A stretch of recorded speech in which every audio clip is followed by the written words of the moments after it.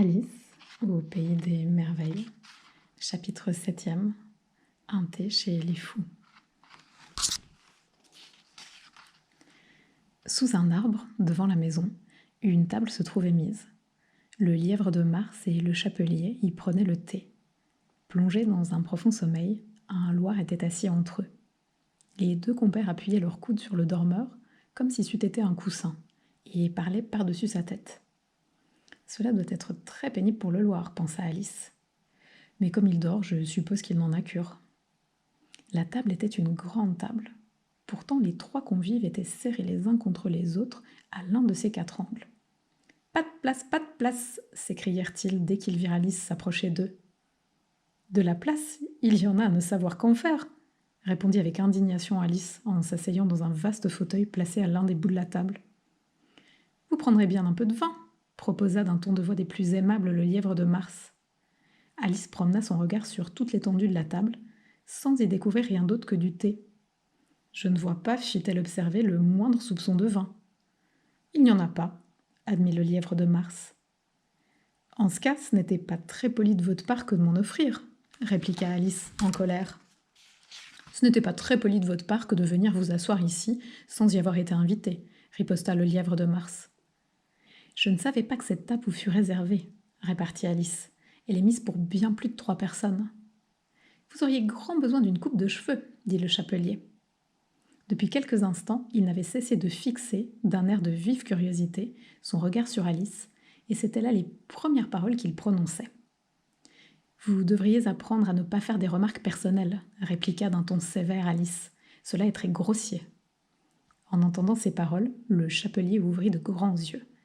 Mais il se contenta de demander « Pourquoi un corbeau ressemble-t-il à un bureau ?»« Fort bien, nous allons à présent nous amuser, » pensa Alice. « Je suis contente que l'on ait commencé de poser des devinettes. Je crois que je pourrais deviner cela, » ajouta-t-elle à haute voix.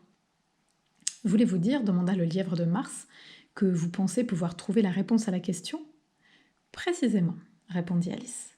« En ce cas, poursuivit le lièvre de Mars, vous devriez dire ce que vous pensez. »« Je dis ce que je pense, » s'empressa de répondre Alice. « Ou du moins, je pense ce que je dis. Et c'est la même chose, n'est-il pas vrai ?»« Pas du tout la même chose, » protesta le chapelier. « Tant que vous y êtes, vous pourriez aussi bien dire que je vois ce que je mange, c'est la même chose que je mange ce que je vois. Vous pourriez aussi bien dire, renchérit le lièvre de Mars, que j'aime ce que l'on me donne, c'est la même chose que l'on me donne ce que j'aime. Vous pourriez aussi bien dire, ajouta le Loir, qui semblait-il parler tout en dormant, que je respire quand je dors, c'est la même chose que je dors quand je respire. Pour toi, c'est bel et bien la même chose, dit au Loir le chapelier. Et là-dessus, la conversation s'interrompit, et le petit groupe se tint quoi 1 minute durant, tandis qu'Alice passait en revue dans son esprit tout ce dont elle pouvait se souvenir à propos de corbeaux et de bureaux, et cela n'était pas grand-chose. Le chapelier fut le premier à rompre le silence. « Quel jour du mois sommes-nous » demanda-t-il en se tournant vers Alice. Il avait tiré de son gousset sa montre et la regardait d'un air inquiet, en la secouant et en la portant à son oreille de temps à autre. Alice réfléchit un instant, puis répondit « Le 4. »« Elle retarde de 2 jours, » soupira le chapelier. « Je vous avais bien dit que le beurre ne vaudrait rien pour le mouvement, » ajouta-t-il en lançant au lièvre de Mars des regards courroucés. « C'était du beurre de la meilleure qualité existante, » plaida humblement le lièvre de Mars. « Oui, mais on y aura introduit en même temps des miettes, » grommela le chapelier. « Vous n'auriez pas dû y mettre le beurre avec le couteau à pain. » Le lièvre de Mars prit la montre et la contempla d'un air mélancolique. Puis il la plongea dans sa tasse de thé et la contempla de nouveau. Mais il ne put imaginer rien de mieux que de répéter, en substance, sa remarque initiale. C'était, croyez-moi, du beurre de la meilleure qualité qui fût. Alice avait, non sans quelque curiosité, regardé par-dessus son épaule. « Quelle drôle de montre !» remarqua-t-elle. « Elle indique le jour du mois, et elle ne dit pas quelle heure il est. »« Et pourquoi le dirait-elle » grommela le chapelier. « Est-ce que votre montre, à vous, vous dit en quelle année nous sommes ?»« Bien sûr que non, » répondit sans le moindre embarras Alice. « Mais c'est parce que l'on reste dans la même année durant un très long laps de temps. »« C'est précisément ce qui se produit dans le cas de ma montre, à moi, » dit le chapelier.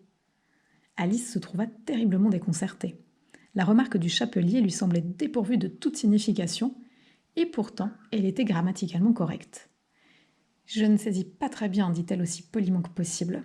« Le Loir s'est rendormi, » fit observer le chapelier, et il versa sur le museau du petit animal un peu de thé brûlant. Le Loir, d'un air agacé, secoua la tête et, sans ouvrir les yeux, murmura. Bien sûr, c'est là précisément ce que moi-même j'allais dire. Avez-vous trouvé la réponse à la devinette demanda le chapelier en se tournant de rechef vers Alice. Non, je donne ma langue au chat, répondit Alice. Quelle est cette réponse? Je n'en ai pas la moindre idée, avoua le chapelier. Moi non plus, reconnut le lièvre de Mars. Alice poussa un soupir de lassitude. Je pense, dit-elle, que vous auriez sûrement mieux à faire de votre temps que de le gaspiller à poser des devinettes auxquelles il n'y a pas de réponse. Si vous connaissiez le temps aussi bien que je le connais moi-même, dit le chapelier, vous ne parleriez pas de le gaspiller comme une chose. Le temps est une personne.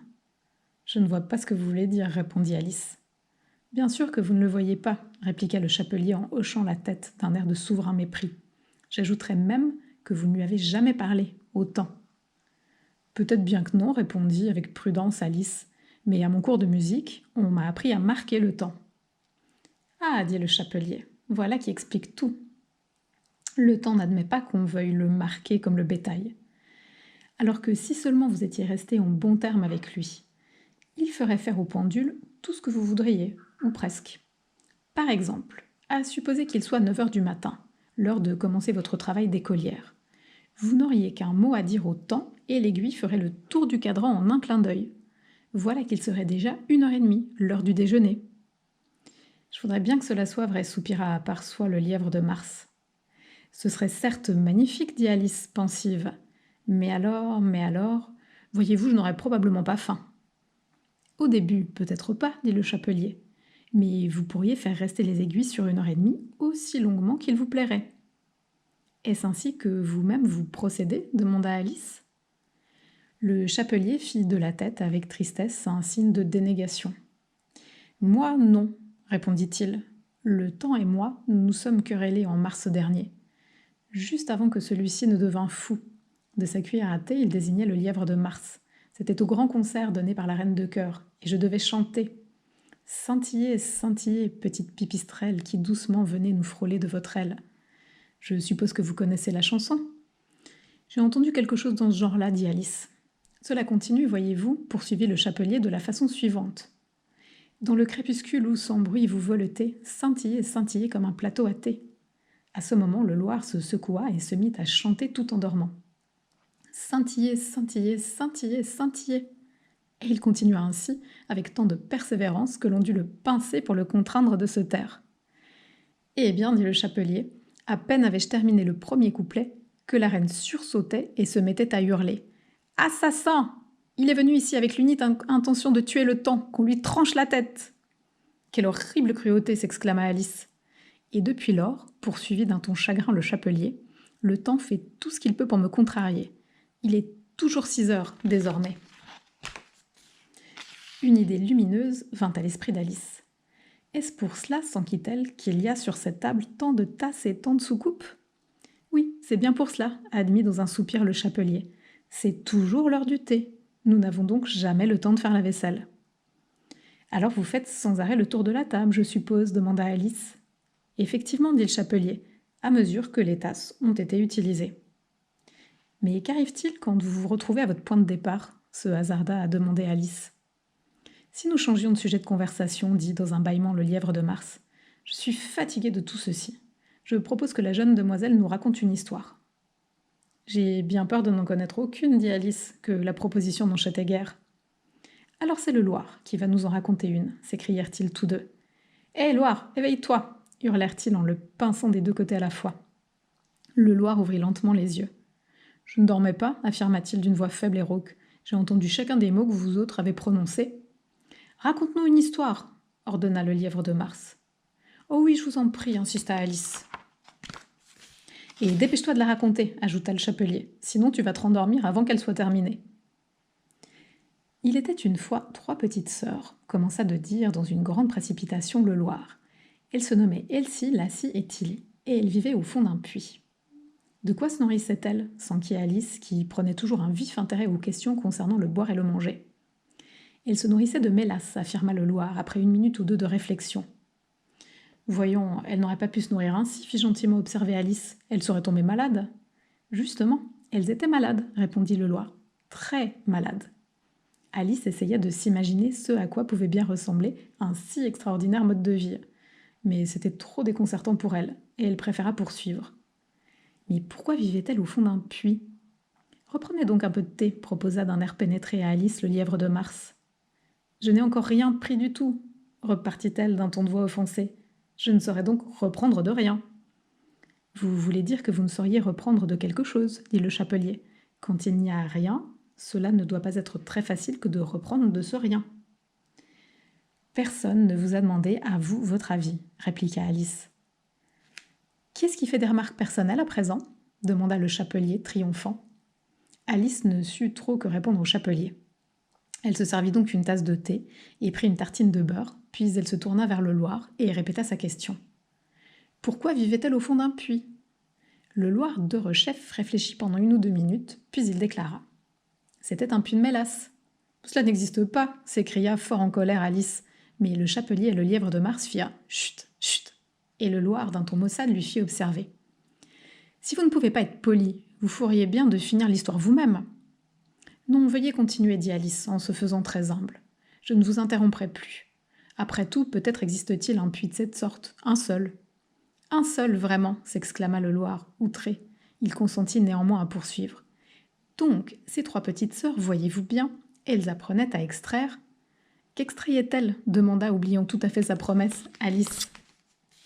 De la mélasse, dit le Loir, sans prendre cette fois le temps de la réflexion. Il me faut une tasse propre, intervint le chapelier. Avançons tous d'une place. Tout en parlant, il se déplaçait, suivi du Loir. Le lièvre de Mars prit la place du Loir, et Alice, un peu à contre-cœur, prit celle du lièvre de Mars. Le chapelier fut le seul à tirer avantage du changement. Alice se trouva sensiblement plus mal qu'auparavant, car le lièvre de Mars venait de renverser le pot à lait dans son assiette. Ne voulant pas vexer de nouveau le Loir, Alice commença très prudemment de dire « Je ne comprends pas très bien. D'où extrayait-elle de la mélasse ?»« On extrait du pétrole d'un puits de pétrole, répondit le chapelier. Je pense donc que l'on peut extraire de la mélasse d'un puits de mélasse. Hein, pauvre idiote !»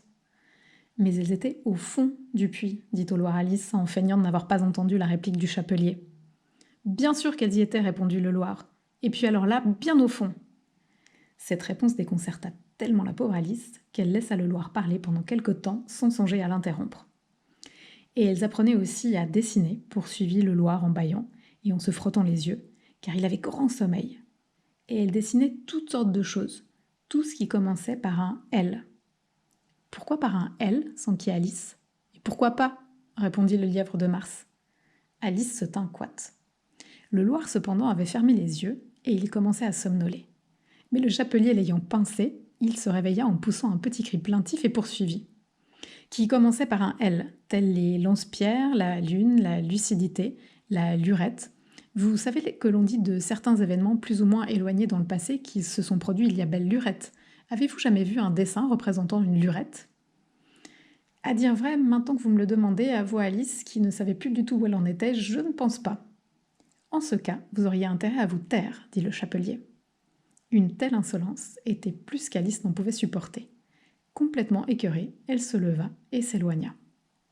Le Loir sombra instantanément dans le sommeil, et aucun des 2 autres ne prêta la moindre attention au départ d'Alice, qui se retourna 2 ou 3 fois dans le vague espoir qu'il la rappellerait. La dernière fois qu'elle les vit, ils essayaient d'introduire de force le Loir dans la théière. « En aucun cas je ne reviendrai en ces lieux-ci, déclara tout en cheminant avec circonspection à travers bois Alice. C'est bien la leuteté le plus insupportable auquel il m'ait été donné d'assister de ma vie. » Comme elle disait ces mots, elle remarqua que l'un des arbres était pourvu d'une porte qui permettait d'y pénétrer. « Voilà qui est fort curieux, pensa-t-elle. Mais qu'est-ce qui n'est pas curieux aujourd'hui? Je crois que je ferais bien d'y entrer tout de suite. » Et c'est ce qu'elle fit. De nouveau, elle se trouva dans la longue salle auprès de la petite table de verre. « Cette fois-ci, je vais mieux m'y prendre, » se dit-elle. Et elle commença par se saisir de la petite clé d'or et par s'en servir pour ouvrir la porte qui conduisait au jardin. Puis elle se mit en devoir de grignoter le morceau de champignon qu'elle avait gardé dans sa poche, jusqu'à ce que sa taille se fût réduite à quelques 30 centimètres. Puis elle traversa le petit corridor, puis elle se trouva enfin dans le merveilleux jardin